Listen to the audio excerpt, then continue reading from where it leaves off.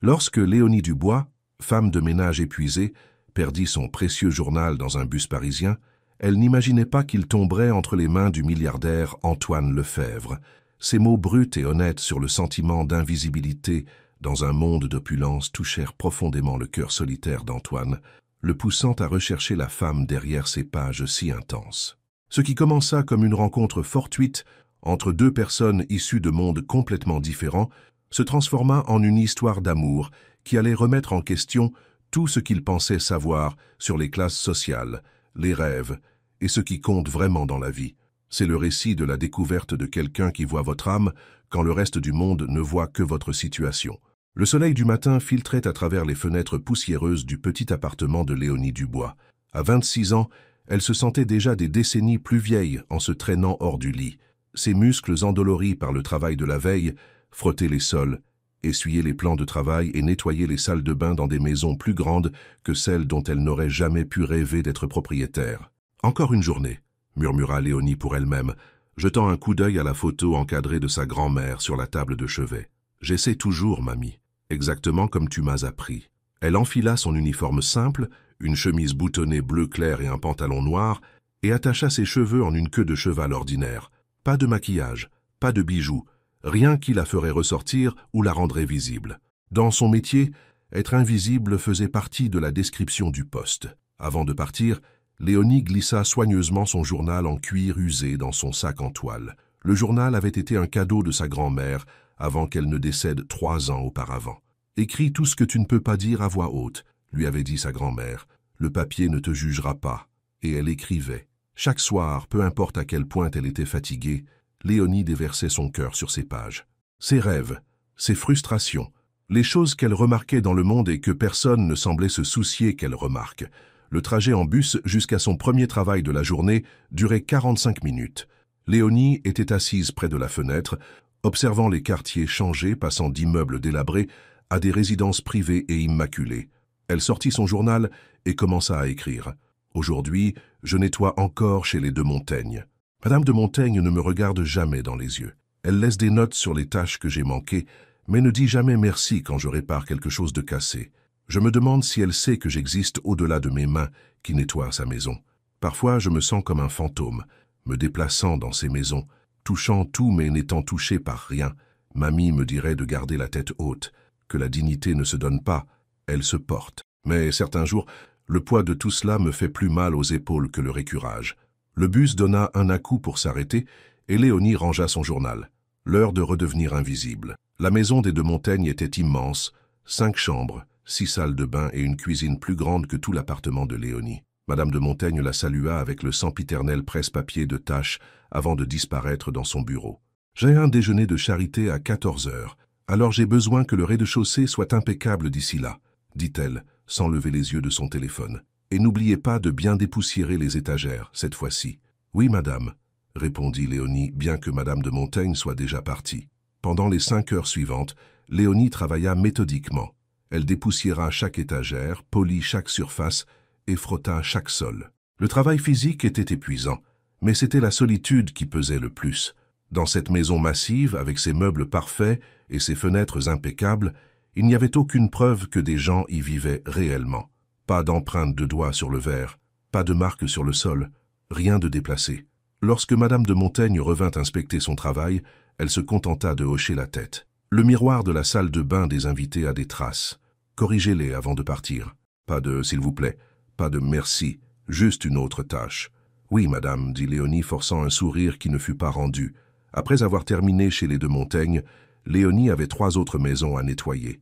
Au moment où elle monta dans le bus pour rentrer chez elle à 21h30, son corps était endolori et son esprit se sentait vide. La pluie avait commencé à tomber, épousant son humeur alors qu'elle trouvait une place à l'arrière. Elle ressortit son journal. « Aujourd'hui, j'ai nettoyé les miroirs d'une maison si propre qu'on aurait dit que personne n'y vivait. Et peut-être que c'est ce que je veux. Une vie avec des empreintes, du désordre, quelqu'un qui choisit de rester. Mamie disait que chacun a un but, que chacun compte. Je me demande si elle penserait que je compte maintenant, effaçant les empreintes des autres sans laisser les miennes. Parfois, je rêve d'entrer dans une de ces grandes maisons et de crier de toutes mes forces, juste pour entendre ma voix faire écho, juste pour prouver que j'existe. Mais alors, qui embaucherait la femme de ménage folle? Demain sera mieux. Il le faut.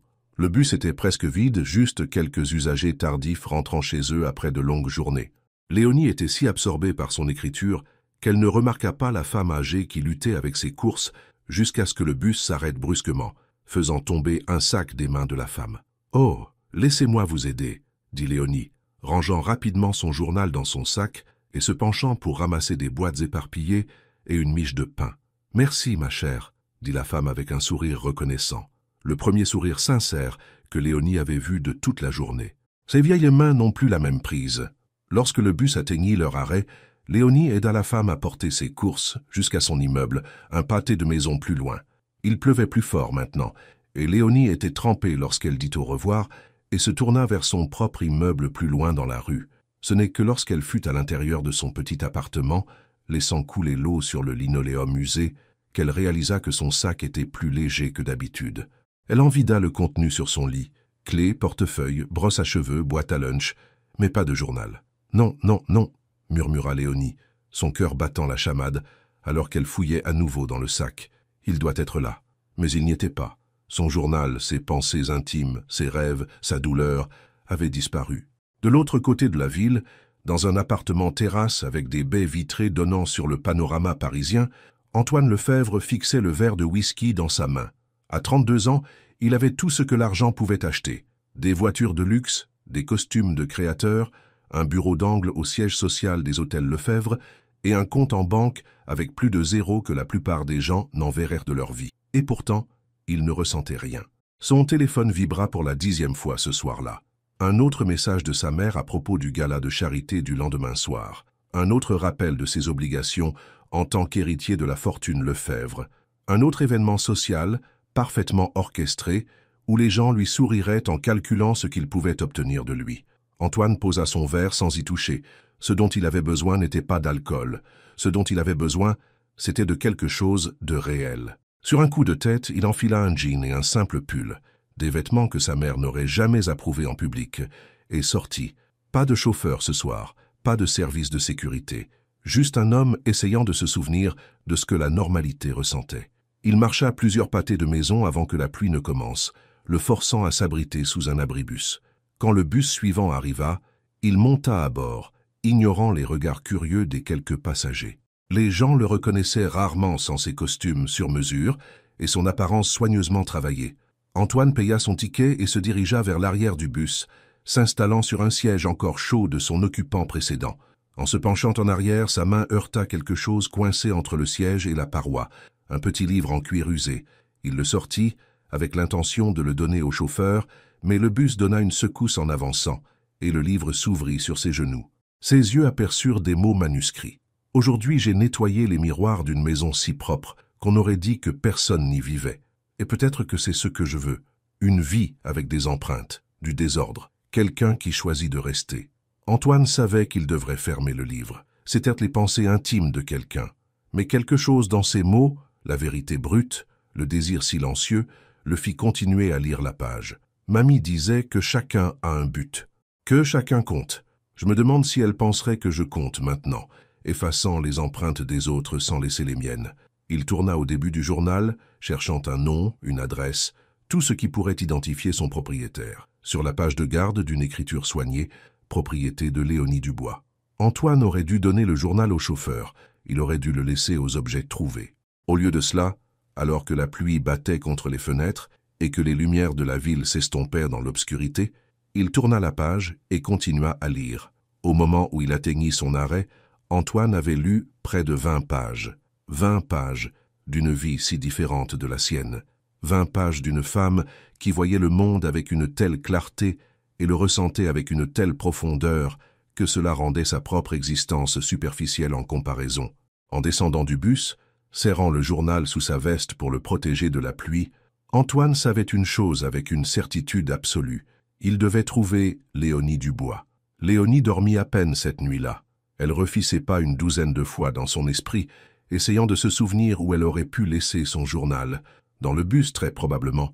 Quand elle s'était levée pour aider la femme âgée, elle avait dû le laisser tomber. « Ce n'est qu'un livre », se dit-elle, fixant le plafond à l'aube. « Juste du papier et de l'encre. Mais ce n'était pas qu'un livre, c'étaient des morceaux de son âme éparpillés sur ces pages, des choses qu'elle n'avait jamais dites à voix haute à personne. Et maintenant, qui savait qui pouvait les lire? La pensée lui tordit l'estomac d'anxiété. Quelqu'un le rendrait-il au chauffeur de bus? Le jetterait-il? Ou pire, le lirait-il? Au matin, Léonie s'était convaincue que personne ne se soucierait des divagations d'une femme de ménage. Son journal finirait à la poubelle, et ce serait tout. Elle en commencerait un nouveau. Elle serait plus prudente. Elle se traîna à travers ses emplois de nettoyage ce jour-là, distraite et le cœur gros. Chez Madame Bertrand, elle cassa accidentellement une petite figurine en cristal, ce qui lui valut une vive réprimande et une déduction de son salaire. « Je suis désolée », répéta-t-elle, retenant ses larmes. « Ça ne se reproduira plus. Faites en sorte que ça n'arrive plus », répondit froidement Madame Bertrand. « Ces choses sont irremplaçables. Contrairement à moi, » pensa Léonie amèrement, « je suis remplaçable tous les jours de la semaine. » Ce soir-là, après son dernier travail, Léonie se rendit au dépôt de la RATP, au bureau des objets trouvés. L'employé, ennuyé, leva à peine les yeux quand elle décrivit son journal. « Rien de tel n'a été rapporté, » dit-il, retournant à son téléphone. « Repassez dans quelques jours. » Vaincue, Léonie monta dans le bus tardif pour rentrer chez elle. Assise à sa place habituelle, elle se sentait nue sans son journal. Où allait-elle mettre toutes les pensées qui tourbillonnèrent dans sa tête maintenant? Où allait-elle ranger les petites injustices et les minuscules espoirs de chaque jour? Elle était si perdue dans ses pensées qu'elle faillit rater son arrêt. Alors qu'elle se hâtait vers la sortie, un grand homme en pull gris se leva de son siège à l'avant. « Excusez-moi, » dit-il, sa voix grave et incertaine. « Êtes-vous Léonie ?» Léonie se figea, un pied sur les marches du bus. Elle ne reconnaissait pas cet homme, avec sa coupe de cheveux coûteuse et ses mains propres, qui n'avaient clairement jamais frotté de toilette ni lavé de fenêtre. « Qui demande ?» dit-elle avec prudence. L'homme tendit un livre en cuir familier. « Je crois que vous avez laissé tomber ceci. » Le cœur de Léonie bondit à la vue de son journal. Elle le saisit instinctivement, mais hésita. Une terrible pensée lui vint à l'esprit. « Avez-vous… » Elle ne put se résoudre à finir la question. Les yeux de l'homme, d'un bleu saisissant qui semblait déplacé dans le bus terne, rencontrèrent les siens directement. Il était inutile de mentir. « Oui, » admit-il. « J'en ai lu une partie. Je suis désolé. J'essayais de savoir à qui il appartenait. » Léonie lui arracha le journal des mains, ses joues brûlantes d'humiliation. Cet étranger avait lu ses pensées intimes, avait vu les parties d'elle-même qu'elle cachait à tout le monde. « C'est privé, » dit-elle, sa voix tremblante de colère et d'embarras. « Vous n'aviez pas le droit. »« Je sais, » dit l'homme, l'air sincèrement désolé. « Mais je suis content de vous avoir trouvé. Ce que vous avez écrit, c'était magnifique. Honnête. » Le chauffeur de bus appela impatiemment. « Vous descendez, madame, oui ou non ?» Léonie descendit les marches, désespérée d'échapper à cette rencontre mortifiante. À sa grande consternation, l'homme la suivit hors du bus. « Je m'appelle Antoine, » dit-il, marchant à son pas alors qu'elle s'éloignait rapidement sur le trottoir. « Antoine Lefebvre. »« Je me fiche de qui vous êtes, » répondit Léonie, serrant son journal contre sa poitrine. « Merci de m'avoir rendu ma propriété. Maintenant, s'il vous plaît, laissez-moi tranquille. »« Attendez, » dit Antoine, tendant la main vers son bras, mais s'arrêtant juste avant de la toucher. « Juste, puis-je vous parler, s'il vous plaît ?» Léonie s'arrêta et se tourna pour lui faire face. De près, il y avait quelque chose de familier chez lui, bien qu'elle ne pût le situer. Ses vêtements étaient simples mais chers. Sa montre coûtait probablement plus que ce qu'elle gagnait en 3 mois. « Pourquoi ?» demanda-t-elle. « De quoi pourriez-vous bien vouloir me parler ?» Antoine hésita, l'air inhabituellement incertain pour un homme qui avait passé sa vie à être servi. « Vos mots, » dit-il finalement. « Ils sont restés avec moi. La façon dont vous voyez le monde, c'est différent. Vrai. » Léonie rit, un son court et amer. « Vrai? Vous ne savez rien de ce qui est vrai. Maintenant, si vous voulez bien m'excuser, je dois rentrer.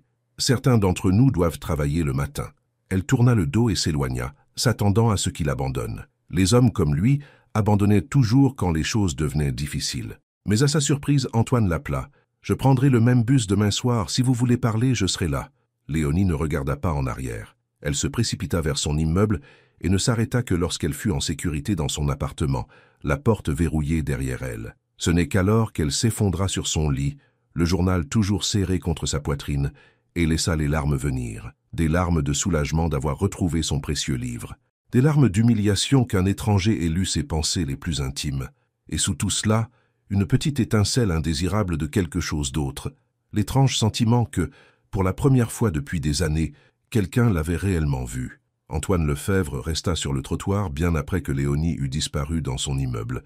Il savait qu'il devrait partir, retourner à son appartement-terrasse et à sa vie privilégiée. Cette femme ne voulait clairement rien avoir à faire avec lui. Et pourtant, il ne pouvait se débarrasser du sentiment que le destin avait placé son journal entre ses mains pour une raison. « Demain », se dit-il, levant les yeux vers l'immeuble où Léonie avait disparu. « J'essaierai encore demain. » Dans leur monde séparé, lui dans son penthouse de luxe, elle dans son petit appartement, Léonie et Antoine restèrent tous deux éveillés cette nuit-là, pensant l'un à l'autre et se demandant ce que le lendemain pourrait apporter. Le matin arriva trop vite pour Léonie. Son réveil sonna à 5h30 du matin et elle le frappa avec un gémissement. Elle avait à peine dormi, son esprit rejouant encore et encore la rencontre avec l'inconnu, Antoine. « Oublie-le, se dit-elle en s'habillant pour le travail. Il t'a probablement déjà oublié. » Les hommes comme Antoine Lefebvre ne couraient pas après les femmes comme elle. Ils pouvaient être momentanément curieux, comme des touristes visitant un pays étranger, mais ils retournaient toujours à leur monde de privilèges. Elle feuilleta son journal, soulagée de l'avoir retrouvé, mais se sentant étrangement exposée, sachant que quelqu'un d'autre avait lu ses mots. Avait-il ri de ses rêves simples? Avait-il trouvé ses plaintes insignifiantes? Léonie fourra le journal dans son sac avec plus de force que nécessaire. Peu importait ce qu'il pensait, elle ne le reverrait plus jamais. De l'autre côté de la ville, Antoine était déjà éveillé, assis à son bureau avec une tasse de café fixant son téléphone. Une simple recherche lui avait donné plus d'informations sur Léonie Dubois qu'il n'avait probablement le droit d'en savoir. 26 ans. Travaille pour service de nettoyage haut de gamme. Diplômé d'un lycée public de la capitale, mais n'est jamais allé à l'université. Parents décédés. Pas de casier judiciaire. Vit dans un immeuble d'appartements dans un quartier populaire de la banlieue sud. Antoine ferma la fenêtre de recherche, se sentant coupable. Ce n'était pas la façon de connaître quelqu'un. Pas vraiment. Son téléphone vibra avec un SMS de sa mère. « N'oublie pas la réunion du conseil d'administration à 10h. Et pour l'amour du ciel, porte la cravate bleue, pas cette horrible grise. » Antoine soupira. À 32 ans, il était encore habillé par sa mère, suivant toujours le chemin que ses parents lui avaient tracé depuis sa naissance. Reprendre l'entreprise familiale, épouser quelqu'un de convenable, produire des héritiers, mourir et laisser ses héritiers répéter le cycle. Il pensa aux mots de Léonie dans son journal, une vie avec des empreintes, du désordre, quelqu'un qui choisit de rester. Quand avait-il fait un vrai choix pour la dernière fois? Quand avait-il laissé une empreinte sur quelque chose qui comptait vraiment? Antoine envoya un SMS à son assistante pour reporter ses réunions de l'après-midi. Il avait un bus à prendre. La journée de Léonie n'était pas meilleure que la précédente. Madame de Montaigne se plaignit des traces d'eau sur ses verres en cristal. Le chien des Dubois avait traîné de la boue sur un sol fraîchement lavé. Et à son dernier travail de la journée, Monsieur Fournier l'observait pendant qu'elle nettoyait, faisant des commentaires sur sa technique, comme s'il avait déjà tenu une serpillière de sa vie. Au moment où elle monta dans le bus du soir, Léonie était épuisée et n'était pas d'humeur aux surprises. Alors, quand elle vit Antoine assis à la même place que la veille, portant une autre tenue décontractée mais visiblement coûteuse, son premier instinct fut de faire demi-tour et d'attendre le bus suivant. Mais il pleuvait à nouveau, et le bus suivant ne viendrait pas avant 1 heure. Avec un soupir, Léonie monta et passa devant lui sans le regarder dans les yeux, se dirigeant vers un siège à l'arrière. Le cœur d'Antoine s'emballa quand il la vit. Il avait attendu dans ce bus pendant près de 2 heures, regardant les gens aller et venir, se demandant si elle apparaîtrait. Maintenant qu'elle était là, il ne savait pas quoi dire. Le discours soigneusement préparé qu'il avait répété dans sa tête s'était évanoui. Il se leva et la suivit à l'arrière, s'asseyant en face d'elle, de l'autre côté de l'allée. « Salut », dit-il simplement. Léonie garda les yeux fixés sur la fenêtre. « Je ne suis pas intéressé par tout ça. »« Je ne vous blâme pas, bondit Antoine. Un homme étrange lit votre journal intime et vous suit ensuite dans le bus. J'appellerai la police. » Malgré elle, les lèvres de Léonie tressautèrent. « Je pourrais encore le faire. C'est juste. » Antoine fouilla dans sa veste et en sortit un petit carnet. « Tenez, pour équilibrer les choses. » Léonie le regarda avec méfiance. « Qu'est-ce que c'est ?»« Mon journal, » dit Antoine, le lui tendant. « Pas aussi réfléchi que le vôtre. Surtout des plaintes sur les réunions du conseil d'administration et les opinions de ma mère sur mes cravates. Mais c'est juste que vous lisiez le mien après que j'ai lu le vôtre. » Léonie le fixa, essayant de comprendre ce qu'il voulait. « Je ne veux pas de votre journal. »« Non ?» Antoine le remit dans sa veste. « Alors que puis-je faire pour que ce soit moins bizarre? Un café, peut-être? Un lieu public où vous pourrez crier à l'aide si je m'avère être un psychopathe ?» Un rire lui échappa, avant qu'elle ne puisse le retenir. Vous êtes persistant, je vous l'accorde. C'est ma seule qualité rédemptrice selon mon père. Quelque chose dans son ton fit que Léonie le regarda enfin directement. Ses yeux étaient fatigués, le genre de fatigue qu'elle reconnaissait dans son propre miroir. Pas seulement un manque de sommeil, mais quelque chose de plus profond. Un café, se surprit-elle à dire, et après vous me laissez tranquille. Le sourire d'Antoine était sincère, illuminant son visage d'une manière qui le faisait paraître plus jeune. Marché conclu. Le café était un petit endroit à quelques pâtés de maison de l'appartement de Léonie. Rien de fantaisiste, juste un endroit local où les baristas connaissaient la plupart des clients par leur nom. Léonie l'avait choisi spécifiquement parce que c'était le genre d'endroit où elle se sentait à l'aise, et le genre d'endroit qui, supposait-elle, mettrait quelqu'un comme Antoine mal à l'aise. À sa surprise, il semblait parfaitement à l'aise, commandant un simple café noir et leur trouvant une table près de la fenêtre, sans aucun des comportements hautains qu'elle avait anticipés. « Alors, dit Léonie après qu'il se soit installé, qu'est-ce que vous voulez de moi, monsieur Lefebvre ?» Antoine grimaça à la formalité. « Juste Antoine, s'il vous plaît. Et je ne veux rien. Il eut du mal à trouver les bons mots. Votre écriture m'a ému. Je voulais rencontrer la personne derrière ces mots. » Léonie enserra sa tasse de ses mains. « Et maintenant, c'est fait. » « Déçu ?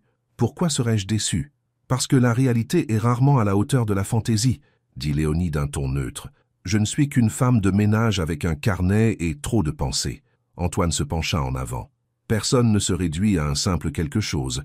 C'est ce que votre écriture m'a montré. Vous voyez les gens, les voyez vraiment, d'une manière que la plupart ne prennent pas la peine de faire. C'est facile quand on est invisible, répliqua Léonie. Personne ne se soucie de ce que pense la femme de ménage. Personne ne joue la comédie pour celles qui nettoient leur toilette. C'est un argument recevable, concéda Baptiste, mais c'est quand même un don, voir clairement.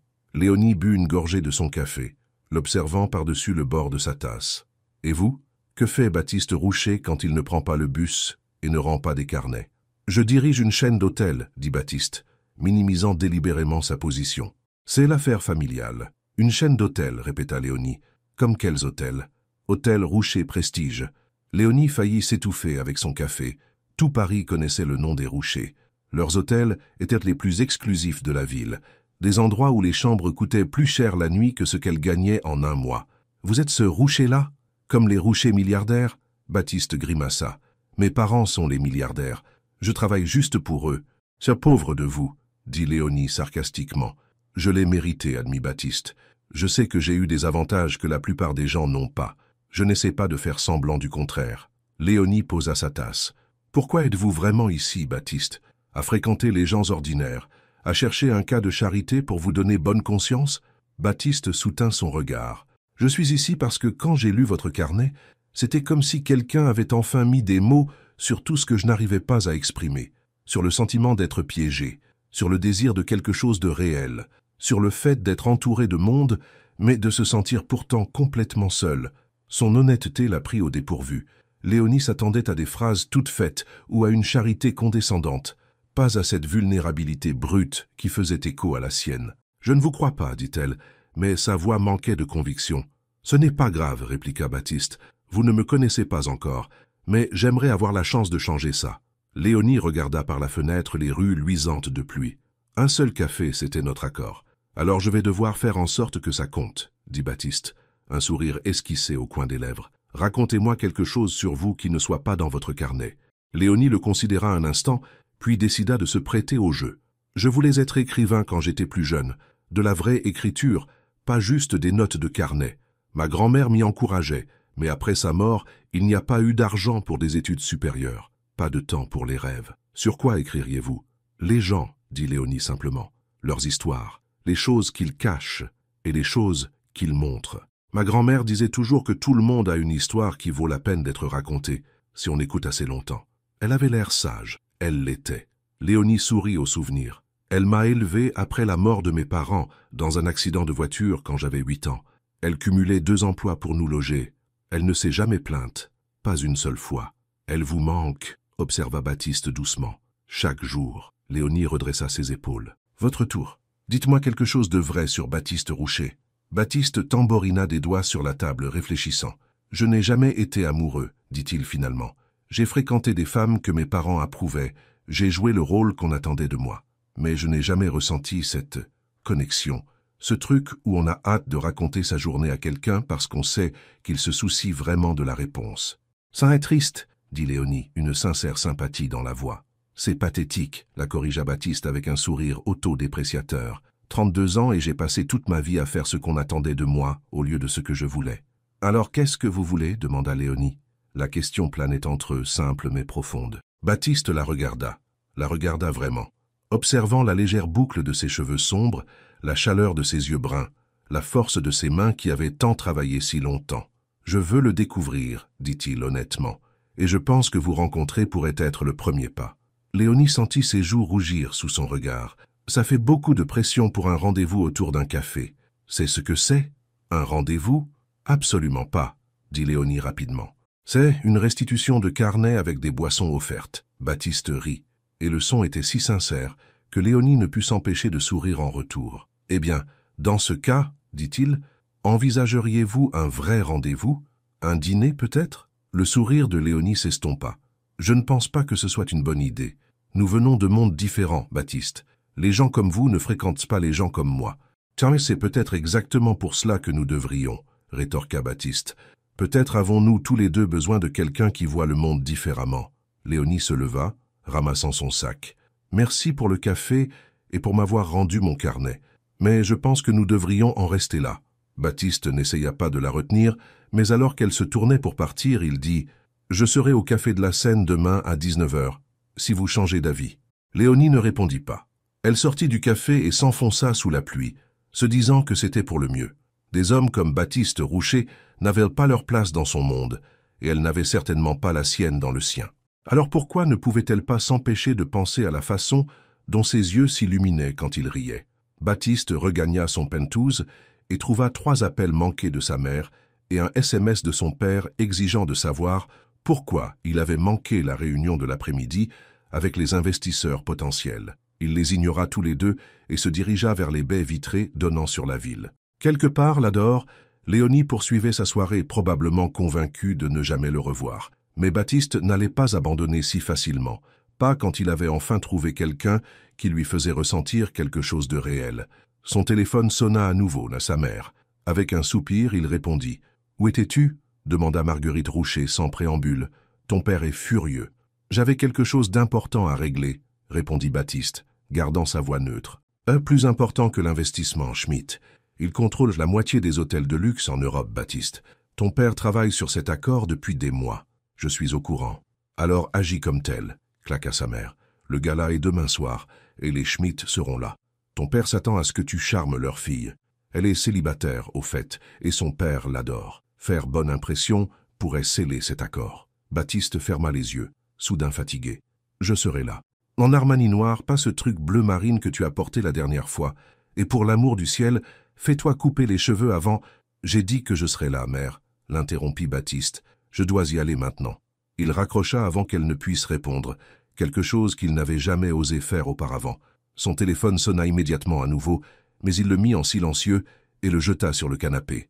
Pour la première fois de sa vie, Baptiste commençait à remettre en question tout son monde. Les obligations sociales sans fin, les affaires déguisées en relations, la performance constante pour des gens qui ne se souciaient que de ce que le nom Roucher pouvait leur apporter.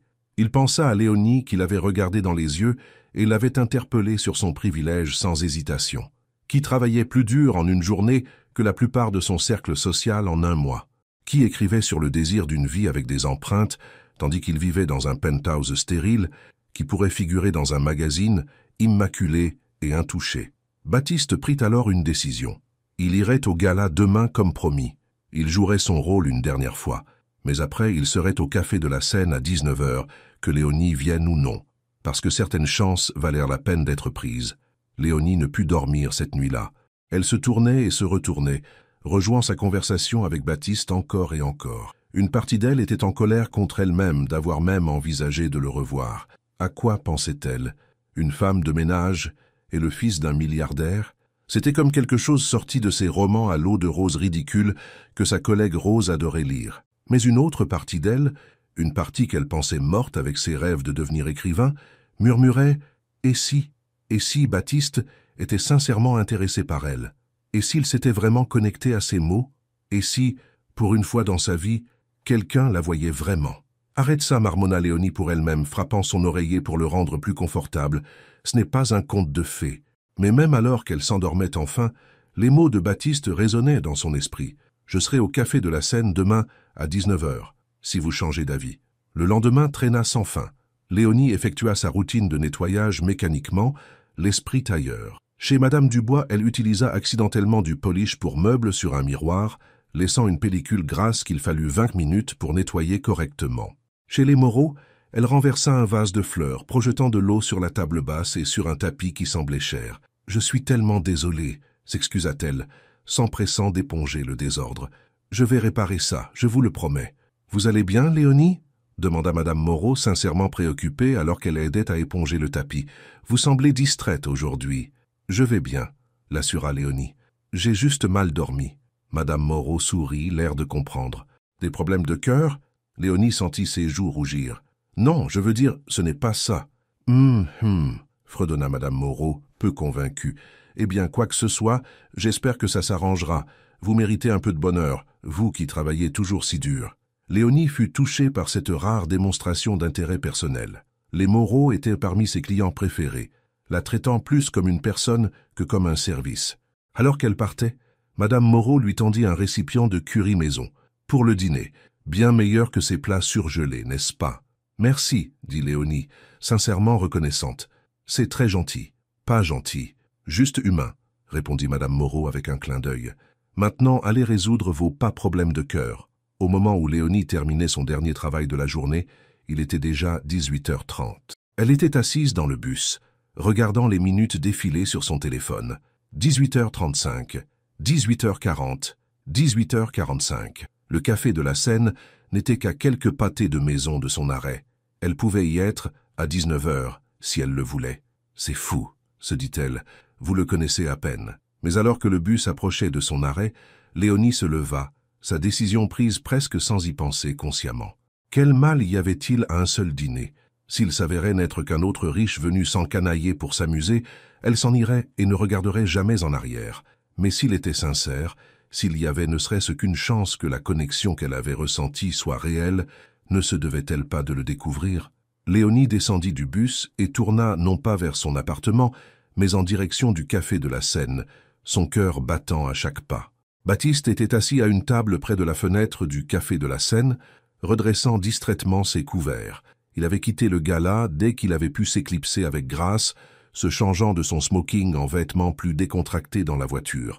Le maître d'hôtel l'avait clairement reconnu, le léger élargissement des yeux, le sourire trop empressé. Mais Baptiste avait demandé une table ordinaire et non le salon privé que le restaurant réservait habituellement aux personnalités. Qu'il regarda sa montre pour la 5e fois en autant de minutes. 19h10. Elle ne venait pas. Il n'aurait pas dû être surpris. Il avait lu suffisamment du carnet de Léonie pour savoir qu'elle était fière, indépendante et méfiante envers les gens comme lui. Pourquoi lui donnerait-elle une chance? Baptiste fit signe au serveur pour l'addition, décidant de lui laisser jusqu'à 19h15 avant d'abandonner. Alors que le serveur s'approchait, la porte du café s'ouvrit et le cœur de Baptiste fit un bond. Léonie se tenait dans l'embrasure de la porte, portant les mêmes vêtements qu'elle avait portés toute la journée pour travailler, l'air incertaine et déplacée parmi la foule de dîneurs bien habillés. Ses yeux parcoururent le restaurant jusqu'à ce qu'il se pose sur Baptiste, et un instant elle sembla reconsidérer sa décision. Puis, avec une profonde inspiration, elle se dirigea vers sa table. Baptiste se leva, incapable de retenir son sourire. « Vous êtes venu ?»« Oui, j'ai fait ça. » Léonie acquiesça, sa voix plus stable qu'elle ne le ressentait. « Mais je ne suis toujours pas sûr de pourquoi. »« Parce que vous êtes curieuse, » dit Baptiste, tirant sa chaise. « La même raison pour laquelle je lisais votre carnet, au lieu de le donner immédiatement aux objets trouvés. » Alors que Léonie s'asseyait, elle remarqua les regards des tables voisines, de riches clients lorgnant ses vêtements simples, et le plaisir évident de Baptiste à son arrivée. « Tout le monde regarde, » murmura-t-elle, la conscience de soi l'envahissant. « Laissez-les faire, » répliqua Baptiste, s'asseyant en face d'elle. « Ils sont juste jaloux que je dîne avec la personne la plus intéressante de la pièce. » Malgré sa nervosité, Léonie sourit. « Vous ne me connaissez même pas. »« J'essaie de changer ça, » dit Baptiste, lui tendant un menu. « À partir de maintenant. » Alors que Léonie jetait un coup d'œil au menu, ses yeux s'écarquillèrent devant les prix. « Baptiste, je ne peux pas. »« C'est pour moi, » dit-il rapidement. « S'il vous plaît, je vous ai invité. » Léonie voulut argumenter. insisté pour payer sa part, mais la vérité était qu'elle ne pouvait pas se permettre même une entrée dans cet endroit. Avec un soupir, elle hocha la tête. Juste cette fois-ci. D'accord. Baptiste sourit, soulagé. Maintenant, racontez-moi votre journée. À la surprise de Léonie, Baptiste écouta attentivement tandis qu'elle décrivait ses malheurs de nettoyage, riant à son imitation du regard de désapprobation permanent de Madame Dubois et posant des questions réfléchies sur la gentillesse des Moreau. « Et vous » demanda-t-elle quand elle eut fini. « Que fait un héritier hôtelier toute la journée ?» Baptiste grimaça. « Aujourd'hui, j'ai assisté à 3 réunions où les gens parlaient de marge bénéficiaire, comme s'ils discutèrent de religion. Ensuite, j'ai participé à un gala où tout le monde voulait quelque chose de moi, sauf moi-même. Pauvre petit garçon riche, taquina Léonie, mais il n'y avait aucune malice dans son ton. Je sais comment ça sonne, reconnut Baptiste. Se plaindre de la richesse et du privilège est la définition même du sentiment de droit. Mais parfois, je pense que vous avez plus de liberté que moi. Léonie haussa un sourcil. La liberté de quoi? De travailler 3 emplois pour payer le loyer? De s'inquiéter de la santé? De compter chaque sou à l'épicerie? La liberté d'être soi-même, précisa Baptiste. Personne n'observe chacun de vos mouvements, attendant que vous fassiez une erreur qui affecte les cours de la bourse ou la réputation familiale. Personne ne planifie toute votre vie sans vous demander ce que vous voulez. « Et qu'est-ce que vous voulez, Baptiste Roucher ?» demanda Léonie, faisant écho à sa question du café. Cette fois, Baptiste avait une réponse. « Je veux construire quelque chose à moi, pas seulement hériter de l'empire de mon père. Je veux créer des hôtels qui ne soient pas seulement pour l'élite fortunée, des lieux avec du caractère et une âme, où les gens se sentent bienvenus, peu importe qui ils sont. Et je veux... » Il hésita, puis croisa son regard. « Je veux quelqu'un qui me voie, pas mon compte en banque ou mon nom de famille. » L'honnêteté dans sa voix fit taire les défenses habituelles de Léonie. Pour la première fois, elle se permit de voir au-delà de l'apparence fortunée, l'homme en dessous, un homme aussi piégé par les attentes qu'elle l'était par les circonstances. « Je vous vois, » dit-elle doucement. Baptiste tendit la main sur la table et prit la sienne, son toucher doux mais sûr. « Je vous vois aussi, Léonie Martin. Et j'aimerais continuer à vous voir, si vous me le permettez. » Léonie savait qu'elle devrait se retirer, savait que cela ne pourrait jamais fonctionner, savait qu'ils venaient de mondes qui ne se croisaient jamais, sauf quand elle nettoyait les maisons de ce genre de personnes. Mais en regardant dans les yeux de Baptiste, elle ne vit pas de pitié, de curiosité ou d'amusement temporaire. Elle vit un intérêt sincère, du respect, et quelque chose d'autre qui fit battre son cœur plus vite. « Un dîner à la fois, dit-elle, laissant sa main dans la sienne. Commençons par là. » Le sourire de Baptiste était comme le lever du soleil perçant les nuages. « Je peux travailler avec ça. » Alors qu'ils continuaient leur repas, parlant et riant avec une aisance croissante, aucun des deux ne remarqua la femme qui les photographiait de l'autre côté du restaurant, une chroniqueuse mondaine qui reconnut immédiatement Baptiste Roucher et était très intéressée par l'identité de sa compagne vêtue simplement. Au matin, ces photos feraient leur chemin à travers les cercles sociaux élitistes de Paris, y compris directement sur les téléphones d'Édouard et Marguerite Roucher, qui avaient des plans très précis pour l'avenir de leur fils. Des plans qui n'incluaient certainement pas une femme de ménage de la banlieue sud. Baptiste se réveilla au bourdonnement insistant de son téléphone. 6 appels manqués de sa mère, 4 de son père et des dizaines de SMS. Avec un gémissement, il tendit la main vers l'appareil, se demandant quelle crise pouvait justifier un tel niveau d'attention à... Il vérifia l'heure, 7h15 du matin. La réponse vint sous la forme d'un lien de sa sœur, Charlotte, avec un simple message « Tu as des ennuis, appelle-moi ». Baptiste cliqua sur le lien et sentit son estomac se nouer. Là, sur la page mondaine du Parisien, se trouvait une photo de lui et Léonie dînant la veille. Le titre disait « L'héritier Roucher dîne avec une femme mystérieuse, nouvelle conquête ?» L'article était bref mais percutant. Baptiste Roucher, héritier de l'empire hôtelier Roucher, a été aperçu hier soir au Café de la Seine, un établissement chic, avec une femme non identifiée. Des sources affirment que le couple semblait très proche, se tenant la main par-dessus la table. Cette apparition survient quelques heures seulement après que Roucher a été vu discutant avec Anneliese Schmidt, fille du magnate hôtelier allemand Karl Schmidt, lors du gala de la Fondation Roucher. Les familles Roucher et Schmidt seraient en pourparlers pour une fusion d'envergure. Les parents de Baptiste, Édouard et Marguerite Roucher ont refusé de commenter la compagne de leur fils de la soirée. Le téléphone de Baptiste sonna de nouveau. Sa sœur. Il répondit avec un soupir. « À quel point est-ce grave ?» demanda-t-il sans préambule. « Maman est en pleine crise, » répondit Charlotte. « Papa s'est enfermé dans son bureau. Les Schmitt ont appelé ce matin pour poser des questions. Donc, assez grave. C'était juste un dîner, dit Baptiste, passant une main dans ses cheveux. Avec une femme qui ne fait clairement pas partie de notre cercle social, fit remarquer Charlotte. Qui est-elle, au fait? Elle s'appelle Léonie, dit Baptiste, un sourire se glissant dans sa voix malgré la situation. Et elle est différente, réelle. Charlotte resta silencieuse un instant. Tu l'aimes bien? Oui. Assez pour affronter l'ouragan qui va te tomber dessus? Avant que Baptiste ne puisse répondre, son téléphone bipa pour un autre appel. Son père. C'est papa, je dois y aller. Bonne chance, dit Charlotte. Tu en auras besoin. Baptiste bascula l'appel, se préparant. Allô, père? Mon bureau. Dans 1 heure. La voix d'Édouard Roucher était froide. Ne sois pas en retard. L'appel se termina brusquement. Baptiste regarda à nouveau la photo. Le visage de Léonie était clairement visible, son expression ouverte et heureuse, alors qu'elle le regardait par-dessus la table. Sa poitrine se serra à l'idée qu'elle voit cela, que son nom soit traîné dans les chroniques People à cause de lui. Il fallait qu'il la prévienne. La journée de Léonie avait commencé comme n'importe quelle autre. Elle était chez Madame Dubois, époussetant les innombrables étagères de figurines en cristal, lorsque son téléphone vibra avec un SMS d'un numéro qu'elle ne reconnaissait pas. « As-tu vu le journal? Il faut qu'on parle. » Baptiste. Léonie fronça les sourcils. Elle n'avait pas donné son numéro à Baptiste. Avant qu'elle ne puisse se demander comment il l'avait obtenu, son téléphone vibra de nouveau avec un lien. Son cœur faillit s'arrêter quand elle vit la photo. Elle était là, dans ses vêtements de travail, assise en face de Baptiste Roucher dans un restaurant chic, leurs mains se touchant sur la table.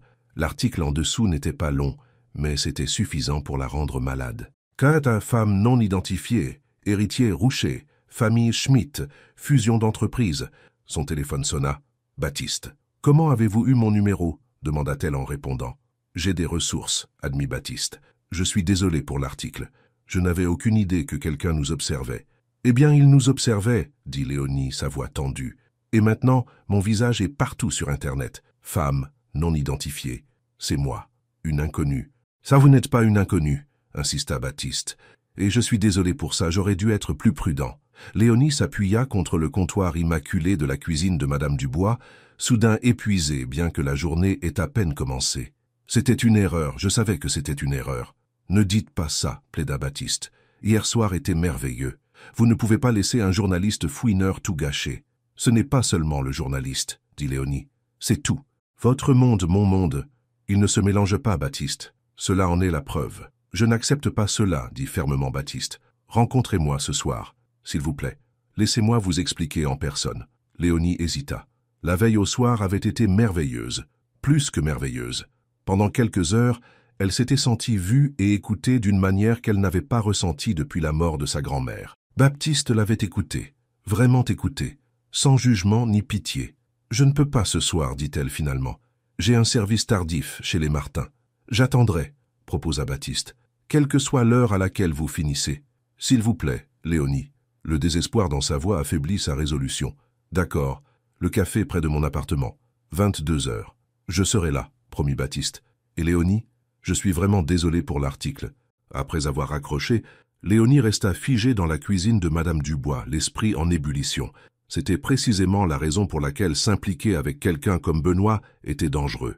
Son monde était rempli de gens qui prenaient des photos, écrivaient des articles et portèrent des jugements. Des gens qui la regarderaient et ne verrait rien d'autre qu'une femme de ménage qui dépassait sa condition. « Léonie, es-tu malade ?» Léonie sursauta à la voix sèche de Madame Dubois. La femme plus âgée se tenait dans l'embrasure de la porte, son expression un mélange d'agacement et de préoccupation réticente. « Non, madame. Pardon, j'étais juste en train de prendre une pause sur mon temps ?» ajouta Madame Dubois. « Le lustre de la salle à manger a encore besoin d'être nettoyé. »« Oui, madame, tout de suite. » Alors que Léonie rassemblait ses produits de nettoyage, Madame Dubois ramassa le journal posé sur le comptoir. « Lait de Rochemont. J'ai assisté à un gala de charité à leur hôtel le mois dernier. Soirée d'un ennui mortel. » Elle jeta un coup d'œil à Léonie. « Leur fils est un sacré parti par contre. Toutes les mères ayant une fille à marier lui courent après depuis des années. » Léonie garda une expression neutre bien que son cœur battît la chamade. « Ah oui? La rumeur veut qu'il négocie une fusion avec les Cheng. Un mariage scellerait certainement bien l'accord. » Madame Dubois reposa le journal avec un reniflement dédaigneux. « C'est comme ça que les affaires se font dans ces cercles. Tout est une transaction, même l'amour. Léonie pensa aux mots de Benoît la nuit précédente. Je veux quelqu'un qui me voit moi, pas mon compte en banque ou mon nom de famille. Était-ce vrai? Ou était-elle juste une autre sorte de transaction? Une brève rébellion contre ses parents avant qu'il ne retourne inévitablement à son monde de richesse et de privilèges? Le lustre, Léonie, lui rappela sèchement Madame Dubois. Oui, madame, pardon. Alors qu'elle montait sur l'escabeau pour atteindre l'énorme luminaire en cristal, Léonie essaya de chasser Benoît de son esprit. Elle avait du travail, une vraie vie à gérer.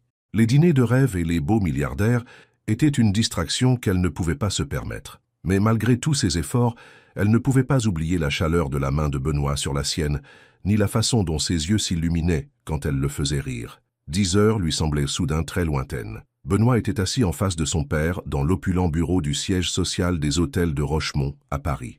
Le mur derrière l'immense bureau d'Édouard de Rochemont était tapissé de photos de lui serrant la main de célébrités, de politiciens et de têtes couronnées, un témoignage visuel du pouvoir et des connexions de la famille. Édouard lui-même était assis rigidement dans son fauteuil en cuir, ses cheveux argentés parfaitement coiffés, son costume sur mesure, sans un pli. À 62 ans, il avait toujours une allure imposante, un homme habitué à obtenir ce qu'il voulait en toute chose. « Explique-toi, dit-il sans préambule. » Benoît soutint le regard d'acier de son père. « Il n'y a rien à expliquer. J'ai dîné avec une amie. »« Une amie ?» répéta Édouard, sa voix dégoulinante de scepticisme. « Et cette amie a-t-elle un nom ?»« Léonie Dubois. » Les yeux d'Édouard se plissèrent. « Et que fait mademoiselle Dubois? À quelle famille appartient-elle? »« Elle travaille pour les services d'entretien résidentiel de luxe, » dit Benoît, gardant sa voix égale. « Et elle n'appartient qu'à elle-même. » Un muscle tressaillit dans la mâchoire d'Édouard. « Une femme de ménage. Tu as été photographié main dans la main avec une femme de ménage dans l'un des restaurants les plus huppés de Paris.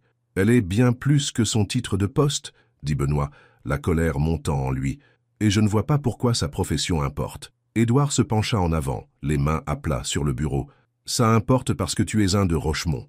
Tout ce que tu fais rejaillit sur cette famille et cette entreprise. Les Cheng m'ont appelé ce matin très préoccupé par tes fréquentations. Ma vie privée n'a rien à voir avec l'accord Cheng. Ta vie privée a tout à voir avec chaque accord. » Le poing d'Édouard frappa le bureau avec force. « Penses-tu qu'ils veulent fusionner avec une famille dont l'héritier fréquente la domesticité? Penses-tu que nos actionnaires veulent voir le futur PDG se rabaisser pour une vulgaire aventure ?» Benoît se leva, sa propre colère égalant maintenant celle de son père. « Ne dis pas de telles choses à son sujet. Tu ne la connais pas. »« Je n'ai pas besoin de la connaître, » rétorqua Édouard. « Je connais son type, à la recherche d'un gros chèque, d'un moyen de sortir de sa petite vie. Et tu lui rends la tâche si facile. »« Ce n'est pas elle, » insista Benoît. « Elle est honnête, travailleuse et authentique, plus authentique que n'importe qui dans notre cercle social. » L'expression d'Édouard passa de la colère à un calme calculé, un état plus dangereux encore. « Tu vas mettre fin à cela, quoi que ce soit, immédiatement. Les photos du gala avec Melissa Cheng circulent déjà pour contrer cet embarras. Tu l'emmèneras dîner demain soir. Vous serez photographié l'air convenablement enchanté, et tu ne reverras plus cette femme de ménage. Elle s'appelle Léonie, » dit Benoît entre ses dents serrées, « et j'ai 32 ans. Tu n'as pas à me dicter qui je vois. Tant que tu travailles pour cette entreprise et que tu vis de ses profits, absolument, » répliqua Édouard froidement. « Ou as-tu oublié qui paie ton penthouse? Tes voitures? Ton mode de vie si confortable ?» Benoît se tut. Son père le tenait là. Malgré toutes ses plaintes privées concernant l'entreprise familiale, il ne s'était jamais réellement libéré de ses menottes dorées. Édouard sentit son avantage et le pressa. « La fusion Cheng assurera notre expansion en Asie. Elle ajoutera des milliards à notre portefeuille. Elle assurera l'héritage des de Rochemont pour les générations à venir. » Sa voix s'adoucit légèrement. « Ton grand-père a bâti cet empire à partir de rien, Benoît. Es-tu vraiment prêt à tout risquer pour une femme que tu viens de rencontrer ?» Benoît regarda les photos sur le mur. Son grand-père serrant la main d'un président, son père coupant des rubans lors d'inaugurations d'hôtels à travers le monde. Le poids des attentes pesait sur ses épaules depuis aussi longtemps qu'il pouvait se souvenir. « Je vais y réfléchir, » dit-il finalement. Édouard hocha la tête, satisfait de cette victoire partielle. « Bien, c'est tout ce que je demande. » Réfléchis très attentivement à ce qui compte vraiment. Alors que Benoît quittait le bureau de son père, son téléphone vibra avec un message de sa mère. « Déjeuner au cercle. Melissa Cheng nous rejoindra. Ne sois pas en retard. » Benoît fixa le message, sentant les murs de sa cage dorée se refermer sur lui. La journée de Léonie alla de mal en pis. Chez les Bertrand, le fils adolescent de la famille lui avait montré l'article sur son téléphone, lui demandant avec une curiosité sincère « C'est vous, avec Benoît de Rochemont ?» La nouvelle se répandait vite. Au moment où elle arriva chez les Fournier pour son service du soir, Madame Fournier l'attendait avec une expression étrange.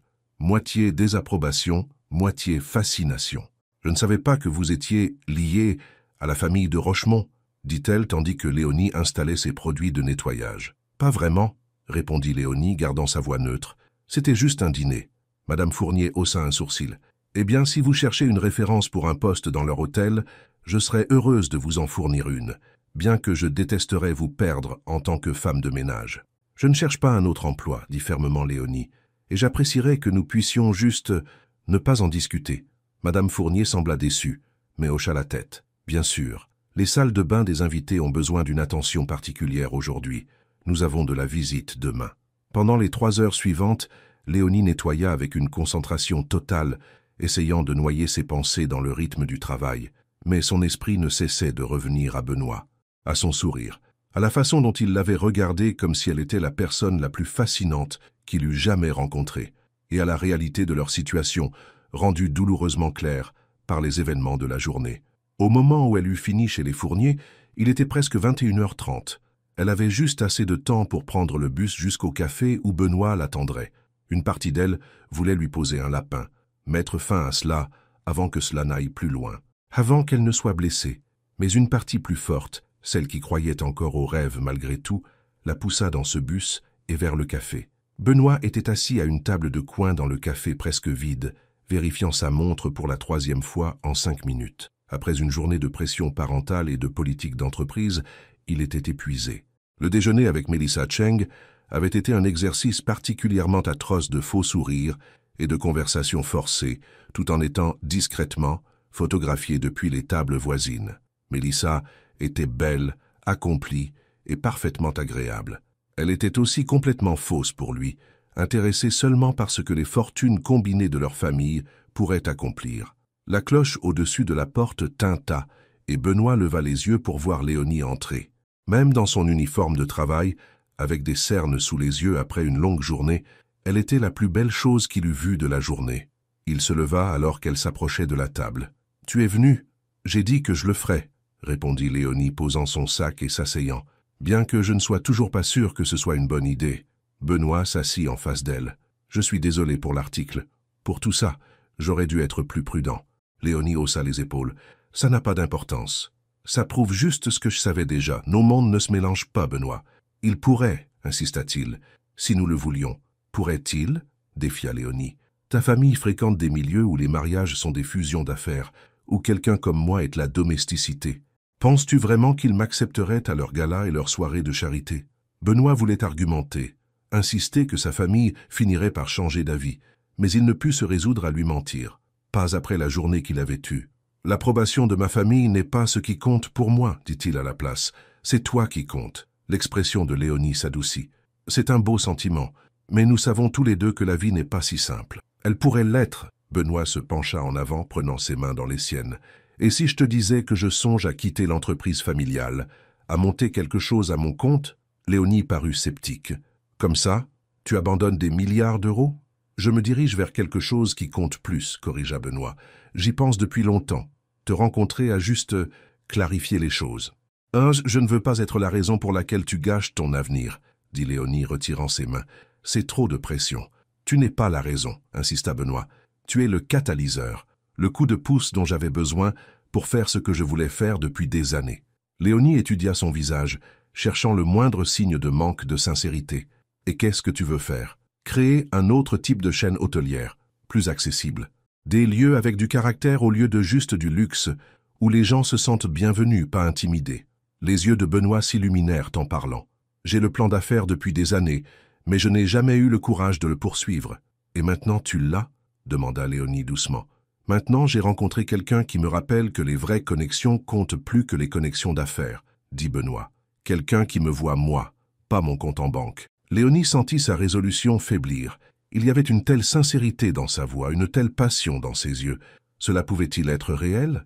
Pouvait-il être réel ? « J'ai besoin de temps pour réfléchir, » dit-elle finalement. Tout cela va si vite. Benoît hocha la tête, essayant de cacher sa déception. Je comprends. Prends tout le temps dont tu as besoin. Et qu'en est-il de ta famille? La fusion Cheng. La mâchoire de Benoît se serra. Je gérerai ma famille. Ils ne peuvent pas me forcer à me marier pour les affaires. Ne le peuvent-ils pas? Demanda Léonie. Tu l'as dit toi-même. Tu n'as jamais eu le courage de t'en détacher avant. Qu'est-ce qui est différent maintenant? Toi, dit simplement Benoît, t'avoir rencontré, avoir lu ton journal, réaliser qu'il y a des gens qui vivent des vies authentiques au lieu de vies scénarisées. Léonie sentit ses joues rougir. C'est beaucoup à mettre sur quelqu'un que tu connais à peine. Alors laisse-moi mieux te connaître, insista Benoît. Donne-moi une chance, Léonie, c'est tout ce que je demande. Malgré tous ses doutes, malgré la voix dans sa tête, la prévenant que cela ne pouvait que se terminer en chagrin, Léonie se retrouva à hocher la tête. D'accord, une chance. Le sourire de Benoît aurait pu illuminer le café assombri. Merci. Il hésita, puis ajouta, il y a autre chose. Quelque chose que je veux te montrer. Tu es libre ce week-end? Je travaille samedi matin, mais mon après-midi est libre, dit Léonie prudemment. Parfait, je passerai te prendre à 14 heures. En quittant le café, Benoît raccompagna Léonie jusqu'à son arrêt de bus. La nuit était claire et fraîche, les rues calmes à l'exception du bruit lointain de la circulation. J'avais un autre dîner affreux prévu avec mes parents ce week-end, confessa Benoît. Une sorte de soirée de charité avec les Cheng. Je viens de l'annuler. Ils ne seront pas en colère? Demanda Léonie. Benoît haussa les épaules. Probablement, mais pour la première fois de ma vie, je m'en fiche. Arrivé à l'arrêt de bus, Benoît prit la main de Léonie, son toucher doux, mais sûr. Merci de me donner une chance. Avant qu'elle ne puisse répondre, il se pencha et l'embrassa, doucement, brièvement, mais avec une chaleur qui la laissa à bout de souffle. « À samedi », murmura-t-il. Léonie resta à l'arrêt de bus longtemps après que Benoît fut parti, ses doigts touchant ses lèvres, où son baiser persistait encore. C'était dangereux, c'était insensé. Cela ne pouvait que mal finir.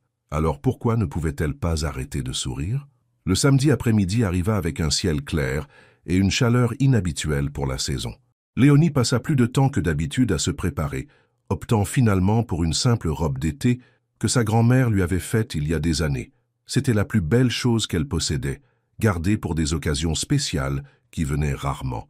Benoît arriva précisément à 14 heures, non pas dans la voiture de luxe à laquelle elle s'attendait, mais dans un vieux modèle de Jeep, décapoté. « Jolie voiture », commenta-t-elle en montant. Benoît sourit. « J'ai pensé que nous essaierions quelque chose de différent aujourd'hui. Pas de chauffeur, pas de luxe, pas d'attente. J'aime bien, admit Léonie, s'installant sur le siège passager. Alors, où allons-nous? C'est une surprise, répondit Benoît, démarrant de la bordure du trottoir. Mais je pense que tu aimeras. Ils roulèrent vers le nord au-delà de la banlieue parisienne, le vent fouettant les cheveux de Léonie, la radio jouant doucement en arrière-plan. Pour la première fois depuis des années, elle se sentit vraiment libre. Pas d'emploi du temps de nettoyage, pas de bus à prendre, pas de sol à récurer. Après environ 1 heure, Benoît tourna sur une allée bordée d'arbres, menant à ce qui ressemblait à un complexe abandonné. Le bâtiment principal était une grande et vieille structure avec de la peinture écaillée et des fenêtres barricadées, mais il y avait néanmoins quelque chose de charmant. « Qu'est-ce que c'est, cet endroit ?»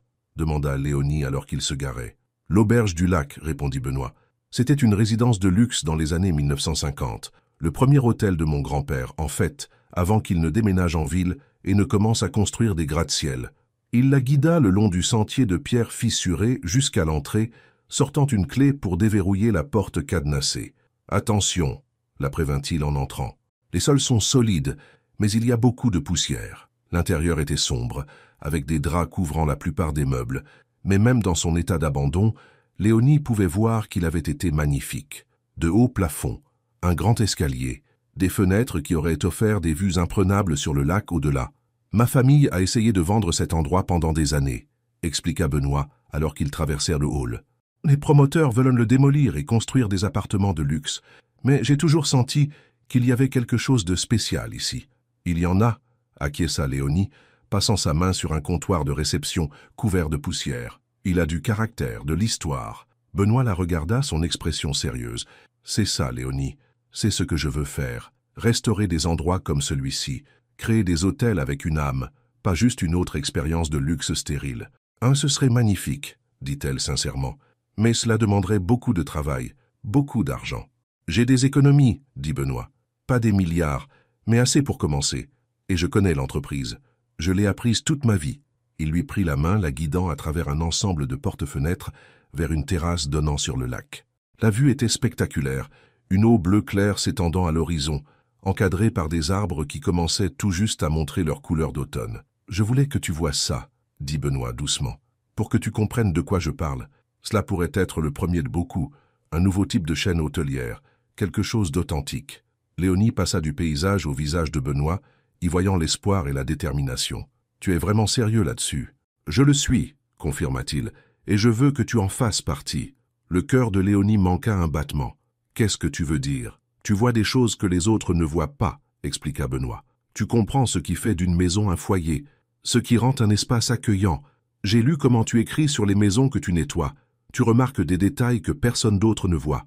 Je suis une femme de ménage, Benoît, » lui rappela Léonie gentiment. « Pas une décoratrice ni une hôtelière. Tu es observatrice, réfléchie, créative. » Benoît se tourna pour lui faire face pleinement, prenant ses deux mains dans les siennes. « Et tu es la première personne qui m'ait donné le courage de poursuivre ce que je veux vraiment. » L'intensité dans ses yeux coupa le souffle à Léonie. « Et qu'est-ce que tu veux vraiment ?»« Ça », Benoît désigna le vieil hôtel. « Une chance de construire quelque chose de significatif. » Et, il hésita, puis continua. « Toi, à mes côtés, m'aidant à créer quelque chose de réel. » Léonie se sentit étourdie par les implications. « Benoît, nous nous connaissons à peine. C'est fou. Peut-être, reconnut-il, mais cela me semble juste. Pour la première fois de ma vie, quelque chose me semble complètement juste. » Avant qu'elle ne puisse répondre, le téléphone de Benoît sonna. Il y jeta un coup d'œil, fronçant les sourcils. « C'est mon père. La troisième fois qu'il appelle aujourd'hui. Je devrais prendre cet appel. » Il s'éloigna de quelques pas, tournant le dos à Léonie pendant qu'il répondait. « Allô, père ?» Léonie ne pouvait pas entendre le côté de la conversation d'Édouard de Rochemont, mais les réponses de Benoît lui en dirent assez. « Je t'ai dit que j'avais d'autres projets. Non, je ne serai pas là, parce que ça ne m'intéresse pas. Non, ce n'est pas négociable. » La voix de Benoît devint de plus en plus tendue. Finalement, il dit « Nous en discuterons plus tard » et raccrocha. « Tout va bien ?» demanda Léonie quand il revint à ses côtés. « Ça va » dit Benoît, mais son sourire était forcé. Juste des scènes de famille, rien d'important. Léonie n'était pas convaincue, mais elle n'insista pas. Au lieu de cela, elle regarda à nouveau le lac, essayant d'imaginer ce que cet endroit pourrait devenir avec la bonne vision et les bonnes ressources. « C'est vraiment magnifique ici, » dit-elle. « Cela pourrait l'être à nouveau, » acquiesça Benoît, sa tension visiblement s'apaisant alors qu'il suivait son regard, avec quelqu'un qui se soucie assez de le restaurer correctement. Ils passèrent l'heure suivante à explorer le vieil hôtel, Benoît lui montrant les caractéristiques originales et partageant ses idées de rénovation. Léonie se retrouva emportée par son enthousiasme, offrant des suggestions sur l'éclairage et les espaces qui feraient que les clients se sentiraient chez eux. Au moment où ils partirent, le soleil commençait à se coucher, projetant de longs rayons dorés sur le lac. « Merci de m'avoir montré cela, » dit Léonie alors qu'ils retournèrent vers la ville. « Je comprends pourquoi cela compte tant pour toi. »« Merci de comprendre, » répondit Benoît, tendant la main vers la sienne à travers la console. La plupart des gens ne verraient qu'un vieux bâtiment prêt à être démoli. Ils roulèrent en silence confortable pendant un moment, la radio jouant doucement en arrière-plan. Pendant ces quelques heures, les complications de leur monde différent semblaient lointaines. Pas de photographes mondains, pas de parents jugeants, pas de rappel du gouffre entre leurs vies. Mais la réalité les attendait de retour à Paris. Quand ils atteignirent l'immeuble de Léonie, Benoît la raccompagna jusqu'à sa porte, réticent à ce que leur journée se termine. « J'ai passé un moment merveilleux, » dit Léonie honnêtement. « Moi aussi, » répondit Benoît. « Puis-je te voir demain ?» Léonie hésita. « Je fais un double service le dimanche. Les Dubois le matin, puis un nouveau client l'après-midi. Lundi alors ?»« Lundi, ça marche, » acquiesça-t-elle avec un sourire. Benoît se pencha et l'embrassa, plus longtemps que leur premier baiser, plus profondément, avec une promesse de plus à venir. Quand ils se séparèrent enfin, tous deux étaient à bout de souffle. « Lundi », confirma Benoît, sa voix rauque. Léonie le regarda retourner à sa Jeep, un étrange mélange de joie et d'anxiété tourbillonnant dans sa poitrine. Qu'était-elle en train de faire? S'impliquer avec un milliardaire? Rêver de vieux hôtels et de nouveaux départs? C'était de la folie. Mais pour la première fois depuis la mort de sa grand-mère, Léonie se sentit vraiment vivante, vue, appréciée pour ses pensées et sa perspective, pas seulement pour sa capacité à nettoyer. Alors qu'elle montait les escaliers menant à son appartement, le téléphone de Léonie vibra avec un message d'un numéro inconnu. « Reste loin de Benoît de Rochemont. C'est ton seul avertissement. » La bulle de bonheur qu'il avait portée toute la journée éclata, laissant la froide réalité à sa place. Elle n'avait pas dit à Benoît, mais elle avait reçu 2 messages similaires au cours des derniers jours, ainsi que plusieurs appels silencieux. Quelqu'un la surveillait, quelqu'un la prévenait. Et Léonie avait une assez bonne idée de qui cela pouvait être. La question était, que feraient les de Rochemont ensuite pour éloigner leur fils d'une femme qu'ils jugeaient indigne? Et plus important encore, Benoît serait-il assez fort pour leur tenir tête quand cela compterait vraiment? Le lundi matin apporta la pluie et un sentiment d'appréhension. Léonie n'avait pas bien dormi, le message menaçant résonnant en boucle dans son esprit. Elle avait envisagé d'en parler à Benoît, mais y avait renoncé. Il était déjà sous une pression suffisante de la part de sa famille. Elle ne voulait pas ajouter à son fardeau. En montant dans le bus pour se rendre chez Madame Dubois, Léonie vérifia son téléphone pour ce qui semblait être la 100e fois. Pas de nouveau message du numéro inconnu, mais plusieurs de Benoît. « Bonjour ma belle, j'ai hâte de te voir ce soir. J'ai pensé à l'auberge du Lac Clair tout le week-end. Tant de possibilités. Tu m'as inspiré, Léonie. Pour la première fois, j'ai l'impression de faire des choix au lieu de suivre un scénario. » Chaque message la faisait sourire et s'inquiéter à parts égales. Elle tombait amoureuse de lui, follement et rapidement. Mais la réalité de leur situation ne pouvait être ignorée. Sa famille avait de l'argent et du pouvoir. Ils n'accepteraient pas que leur fils tourne le dos à l'empire qu'ils avaient bâti, surtout pas pour quelqu'un comme elle. Le message menaçant en était la preuve. Chez Madame Dubois, Léonie travaillait machinalement, l'esprit ailleurs. Elle était si distraite qu'elle ne remarqua pas que la vieille femme la regardait jusqu'à ce qu'elle racle bruyamment sa gorge. « Vous avez nettoyé le même vase 3 fois maintenant », observa Madame Dubois d'un ton sec. « Je suis désolée, dit Léonie en posant son chiffon. Je suis un peu distraite aujourd'hui. » Madame Dubois l'étudia avec un intérêt inattendu. « C'est ce jeune Ronsard, n'est-ce pas? J'ai vu l'article. » Léonie sentit ses joues rougir. « Ce n'est pas ce que vous pensez. »« Ah bon ?» Madame Dubois haussa un sourcil parfaitement épilé. « Je connais les Ronsard, vous savez. Pas personnellement, bien sûr, mais dans les cercles mondains. Édouard et Marguerite sont redoutables. Je m'en rends compte, » murmura Léonie. À sa surprise, l'expression de Madame Dubois s'adoucit légèrement. « Un conseil de femme à femme, ces gens ne plaisantent pas. S'ils pensent que vous êtes une menace pour leurs plans concernant leur fils, ils n'hésiteront pas à vous écraser. Est-ce un avertissement ou une menace, Madame Dubois? Prenez-le comme vous voulez, répondit la vieille femme en se tournant pour quitter la pièce. Mais ne dites pas que personne ne vous a prévenu. Léonie regarda son employeuse, un frisson lui parcourant l'échine. L'avertissement avait semblé presque bienveillant. Venant de Madame Dubois, c'était sans précédent. Son téléphone vibra de nouveau. Un autre message de Benoît. Changement de programme. Puis-je venir te chercher après le travail?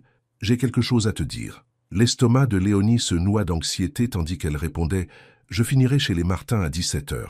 Tu peux venir me chercher là-bas. » Quoique Benoît ait à lui dire, elle avait le pressentiment que ce n'était pas une bonne nouvelle. Benoît était assis dans le bureau de son père pour la 2e fois en 3 jours, mais cette fois, la pièce était pleine de monde. Son père, sa mère, 2 avocats de la famille et le directeur des relations publiques de l'entreprise. « Cela se termine maintenant, » dit Édouard Ronsard, sa voix dangereusement calme alors qu'il faisait glisser un dossier sur le bureau. « Nous avons préparé une déclaration pour la presse. Toi et Mélissa Girard sortez secrètement ensemble depuis des mois. La photo avec la femme de ménage était un dîner innocent avec une employée d'un service de nettoyage que nous envisageons pour les hôtels. » Benoît ne toucha pas le dossier. « C'est un mensonge. C'est de la gestion de crise, » corrigea sa mère, la voix tendue. « Les Girard menacent de se retirer de la fusion. As-tu la moindre idée de ce que cela ferait à nos cours boursiers? »« Je m'en fiche, » dit Benoît d'un ton monocorde. Le silence tomba dans la pièce. Même les avocats semblèrent mal à l'aise. Édouard se pencha en avant, ses jointures blanches alors qu'il serrait le bord de son bureau. « Tu ne te soucies pas de l'entreprise que ton grand-père a bâtie de rien, de l'héritage que tu es censé hériter, des milliers d'employés qui dépendent de la réussite de cette fusion. Je me soucie d'être honnête, » répondit Benoît, « de vivre ma propre vie au lieu de celle que vous avez planifiée pour moi. C'est à cause de cette femme, n'est-ce pas ?» La voix de Marguerite Ronsard dégoulinait de dédain. « Cette femme de ménage. Elle s'appelle Léonie, » dit Benoît à travers des dents serrées. « Et oui, en partie. Elle m'a aidé à voir ce que je savais depuis des années, mais que j'étais trop effrayé d'admettre. Je ne veux pas de cette vie. Je ne veux pas épouser quelqu'un pour des raisons commerciales. Je ne veux pas diriger des hôtels de luxe, qui s'adressent à des gens qui n'ont jamais eu à travailler un jour de leur vie. Le visage d'Édouard était devenu dangereusement rouge. « Quelle espèce d'ingrat !»« Je ne suis pas ingrat, interrompit Benoît. J'apprécie tout ce que toi et maman m'avez donné, mais j'ai besoin de construire quelque chose par moi-même. »« Avec elle ?» demanda Marguerite incrédule. « Une femme de ménage? As-tu la moindre idée de l'image que cela donne ?» Benoît se leva, sa patience s'épuisant enfin. « Je me fiche de l'image que cela donne. Ce qui m'importe, c'est ce que je ressens. Et être avec Léonie me semble juste d'une manière que rien au monde ne l'a jamais été. Tu la connais à peine, » objecta son père. « C'est un coup de tête, rien de plus. »« Peut-être, » concéda Benoît, « mais je veux avoir la chance de le découvrir par moi-même. » L'expression d'Édouard se durcit. « Si tu poursuis cette relation, tu peux oublier ta position dans cette entreprise, ton fonds fiduciaire, ton appartement, tout. » La menace plana dans l'air, lourde et définitive. Benoît s'y était attendu, mais l'entendre prononcer à voix haute lui donna tout de même un choc. Tout ce qu'il avait toujours connu disparut avec une seule décision.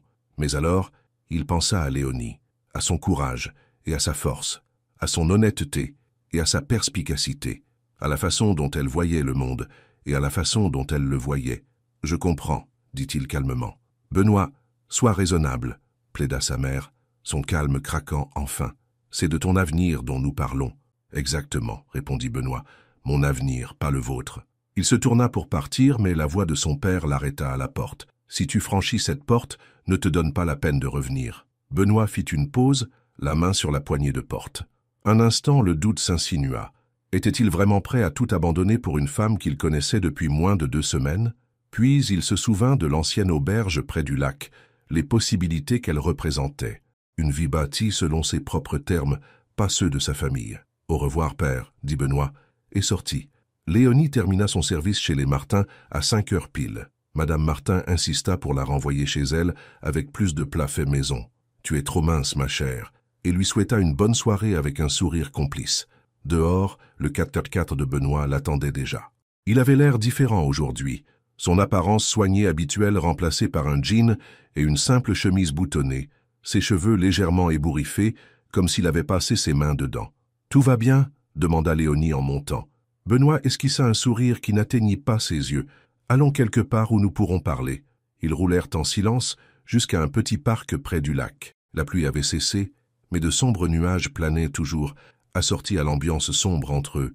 Quand ils furent assis sur un banc surplombant l'eau, Benoît parla enfin. « J'ai eu une réunion avec ma famille aujourd'hui. » Le cœur de Léonie se serra. « Et ils m'ont donné un ultimatum. » La voix de Benoît était calme, mais tendue. « Rompre avec toi et publier une déclaration publique sur ma relation avec Mélissa Girard, ou tout perdre, ma position, mon fonds fiduciaire, mon appartement, tout. » Léonie se sentit mal. « Benoît, je t'ai choisi, » dit-il simplement.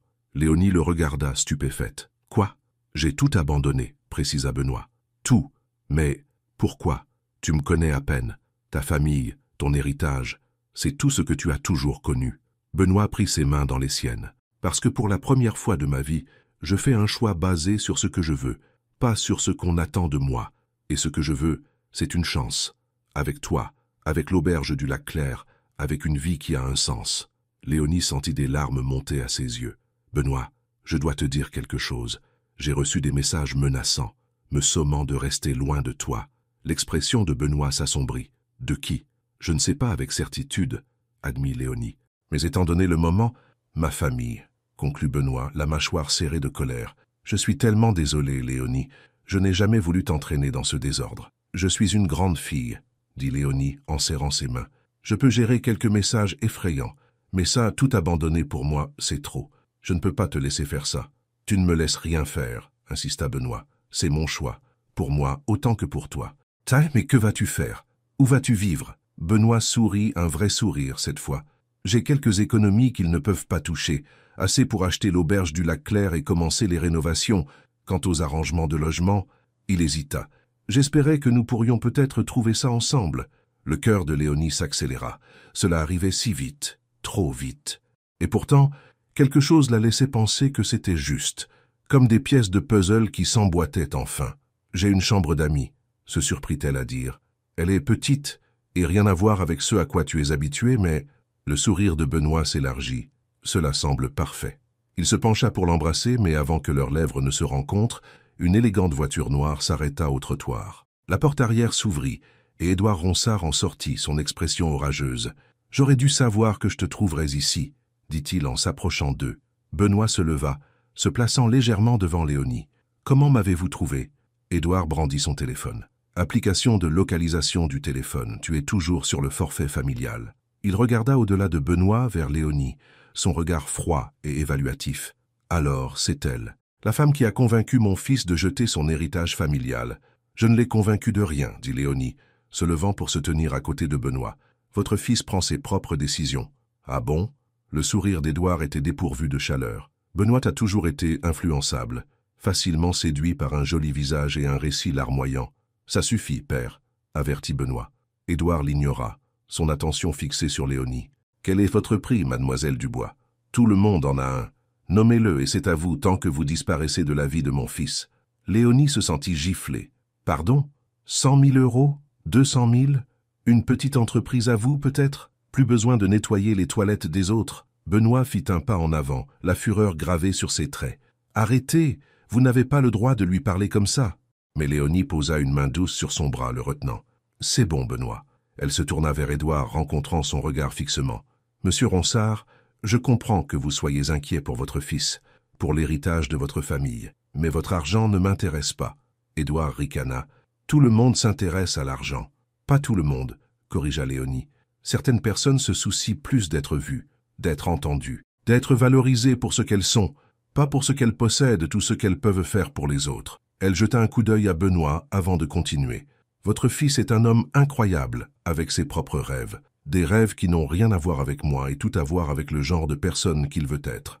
L'expression d'Édouard resta dure, mais quelque chose vacilla dans ses yeux, de la surprise, peut-être, face à son refus. « Et quel genre de personne est-ce » demanda-t-il, sa voix légèrement moins assurée. « Une bonne personne, dit Léonie simplement, quelqu'un qui se soucie de plus que des marges bénéficiaires et de son statut social, quelqu'un qui voit la valeur des vieilles bâtisses, du travail honnête et des vraies connexions. » Benoît prit sa main, sa prise ferme d'émotion. « Elle a raison, père. J'ai passé toute ma vie à essayer d'être le fils que vous vouliez au lieu de l'homme que je veux être. Ça s'arrête maintenant. » Pendant un long moment, Édouard ne dit rien, son regard passant de son fils à la femme à ses côtés.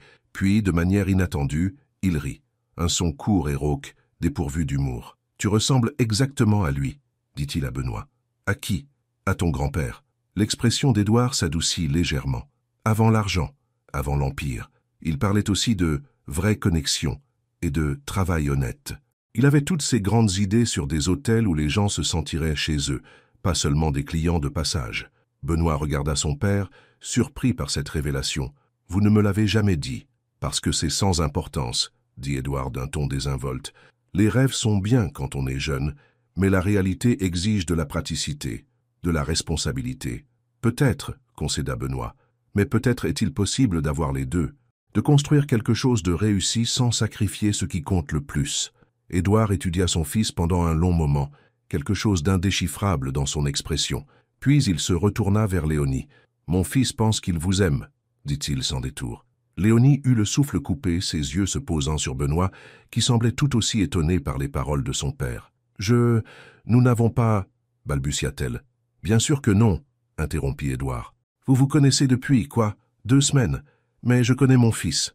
Je vois la façon dont il vous regarde. » Il s'approcha, sa voix baissant. « Si c'est une sorte de jeu, une manigance pour obtenir une part de la fortune Ronsard, je vous détruirai. Ce n'est pas une menace, c'est une promesse. »« Père, » protesta Benoît, mais Léonie leva une main, l'arrêtant. « C'est bon. » Elle soutint le regard d'Édouard sans ciller. « Monsieur Ronsard, je n'ai aucun intérêt pour l'argent de votre famille. Ce qui m'importe, c'est le bonheur de votre fils.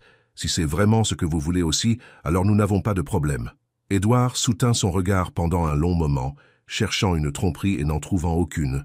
Finalement, il recula, s'adressant à Benoît. « Tu fais une erreur, » dit-il, mais sa voix manquait de sa conviction antérieure. « Peut-être, » reconnut Benoît, « mais c'est mon erreur à faire. » Édouard soupira, semblant soudain plus âgé que son âge. « Ta mère est folle d'inquiétude.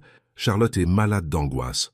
Au moins, appelle-les. »« Je le ferai, » promit Benoît, « mais ma décision est prise. » Édouard hocha la tête une fois, un bref acquiescement plutôt qu'un accord. « L'auberge du lac Clair, dit-il de manière inattendue. C'est là que tu l'as emmené, n'est-ce pas? Le premier hôtel de grand-père. Benoît eut l'air surpris. Oui? Comment saviez-vous? Parce que je te connais, mon fils. Quelque chose comme de la fierté vacilla sur le visage d'Édouard. Malgré tout, je te connais. Il se retourna vers sa voiture, puis fit une pause. L'acte de propriété est dans le patrimoine familial. Je le ferai transférer à ton nom d'ici la fin de la semaine. Benoît regarda son père, stupéfait. Quoi? Pourquoi? Édouard redressa sa cravate déjà impeccable. Considérez ça comme un test. Si tu peux rendre cet ancien lieu rentable à nouveau, peut-être as-tu ce qu'il faut pour forger ta propre voie. Son regard se déplaça vers Léonie. Avec ou sans mon approbation? Avant que l'un ou l'autre ne puisse répondre, Édouard retourna à sa voiture et partit, laissant Benoît et Léonie le regarder sous le choc. « C'est vraiment arrivé ?» demanda Léonie après un instant. Benoît secoua la tête incrédule. « Je crois que oui. Je crois que mon père vient de me donner l'auberge du Lac-Clair. Avec des conditions, » fit remarquer Léonie. « Rends-le rentable ou quoi ?» Benoît se tourna vers elle, une nouvelle détermination dans ses yeux. « Même si nous échouons, même si nous perdons tout, j'aurai toujours ce qui compte le plus. »« Et qu'est-ce que c'est ?» demanda doucement Léonie. Benoît encadra son visage de ses mains. « La chance de construire quelque chose de réel, avec toi. » Alors que la pluie recommençait à tomber, Benoît l'embrassa, pas les baisers doux qu'ils avaient à partager auparavant, mais quelque chose de plus profond, une promesse, un commencement. 6 mois plus tard, Léonie se tenait sur la terrasse fraîchement rénovée de l'auberge du Lac-Clair, regardant le coucher de soleil peindre le lac de teintes d'or et de rose. La grande réouverture était prévue pour le lendemain, et chaque chambre était complète pour les 3 prochains mois. La rénovation avait été un travail épuisant, exaltant. Benoît s'y était jeté avec une énergie qu'elle n'avait jamais vue en lui auparavant, apprenant à poncer les planchers et à poser des plaques de plâtre aux côtés des entrepreneurs. Léonie avait supervisé la décoration intérieure, créant des espaces à la fois luxueux et accueillants, des endroits où les clients pouvaient laisser des empreintes sans crainte d'être jugés. « Te voilà », dit Benoît, venant derrière elle et enlaçant sa taille. « Nerveuse pour demain ?»« Un peu », admit Léonie, se penchant contre sa poitrine. « Et si personne ne venait ?» Benoît rit. « L'endroit est complet. Tu te souviens? Ils sont déjà là. Et s'ils détestent, ils ne détesteront pas. » Il embrassa le sommet de sa tête. « Tous ceux qui l'ont vu adorent ce que nous avons fait. Même mon père a été impressionné, même s'il a essayé de ne pas le montrer. » Les relations avec les Ronsard s'étaient légèrement adoucies au fil des mois. Édouard avait tenu parole concernant l'acte de propriété, et bien que lui et Marguerite soutiennent toujours que Benoît faisait une erreur, ils avaient cessé de saboter activement sa relation avec Léonie. « J'ai quelque chose pour toi, » dit Benoît, en fouillant dans sa poche, un cadeau de célébration anticipée. Il lui tendit un petit paquet enveloppé dans un simple papier craft. Léonie le déballa pour trouver un journal relié en cuir identique à son ancien, qui était maintenant rempli de 6 mois de pensées, de rêves et de projets. « Ouvre-le » insista Benoît. Léonie ouvrit la couverture pour trouver l'écriture de Benoît sur la première page. « Aujourd'hui, nous avons bâti une maison avec des empreintes, avec du désordre, avec de l'amour. Merci de m'avoir appris ce qui compte, de m'avoir montré comment laisser une marque sur le monde, d'être resté. » Des larmes montèrent aux yeux de Léonie alors qu'elle se tournait vers lui. « C'est parfait. Il y a plus, » dit Benoît, l'air soudainement nerveux. Il fouilla de nouveau dans sa poche et en sortit une petite boîte de velours. Le souffle de Léonie se coupa alors qu'il s'agenouillait sur la terrasse. « Léonie Dubois, » dit Benoît, sa voix ferme malgré l'émotion dans ses yeux. « Tu m'as trouvé quand j'étais perdu. Tu m'as vu quand j'étais invisible, même pour moi-même. Tu m'as appris ce que signifie construire une vie avec des empreintes. » Il ouvrit la boîte pour révéler une bague de diamants simple mais élégante. « Veux-tu m'épouser ?» Le soleil couchant projetait une lueur dorée sur la terrasse, tandis que Léonie regardait l'homme qui avait changé sa vie d'une manière qu'elle n'aurait jamais imaginée. Le milliardaire qui avait tout abandonné pour construire quelque chose de réel. L'homme qui avait lu son journal et, d'une manière ou d'une autre, lu son cœur. « Oui, » murmura-t-elle, les larmes coulant sur son visage. « Oui, je t'épouse. » Alors que Benoît glissait la bague à son doigt et se levait pour l'embrasser, Léonie pensa à sa grand-mère, au journal qu'elle lui avait donné, aux mots qu'elle avait écrits sur ces pages, sans jamais imaginer que quelqu'un les lirait, encore moins quelqu'un qui les comprendrait si complètement. Certaines personnes cherchaient toute leur vie le genre de connexion qu'ils avaient trouvé. D'autres ne la trouvaient jamais.